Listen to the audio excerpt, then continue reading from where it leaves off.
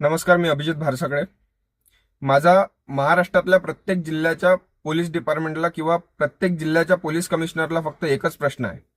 आणि हा फक्त माझा नाही, सगळ्या महाराष्ट्राकडून एकच प्रश्न आहे की प्रत्येक गावातला, शहरातला कोणताही सामान्य माणूस, मग ती टॅक्सी गाडी असो की प्रायव्हेट गाडी असो, जेव्हा तो बाहेर जातो तेव्हा प्रत्येक हायवेवर, मग तो स्टेट हायवे असो, नॅशनल हायवे असो किंवा मग समृद्धी महामार्गासारखा हायवे असो, प्रत्येक हायवेवर एक 3 4 5 पोलीसवाल्याची गँग उभी असते. विनाकारण सगळे डॉक्युमेंट ओके असताना सामान्य माणसाची एखादा गाडी अडवल्या जाते, डॉक्युमेंटची चौकशी करतात, त्याचा वेळ वाया घालवतात.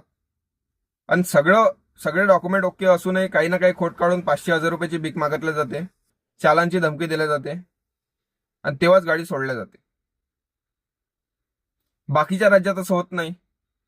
MP, UP, छत्तीसगड, अदर कुठलेही राज्य असो, त्याच्या रस्त्यावर असे पोलीसवाले दिसत नाही, सामान्य माणसाला त्रास देत नाही.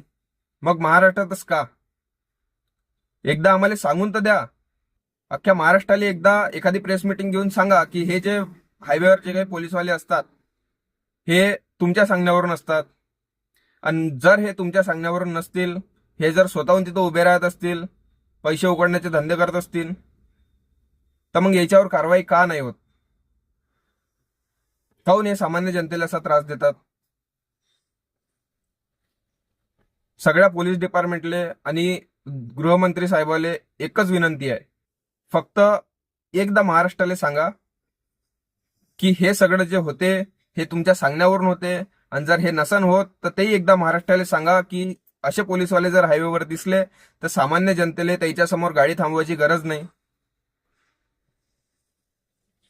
फक्त एकदा महाराष्ट्राला सांगून द्या.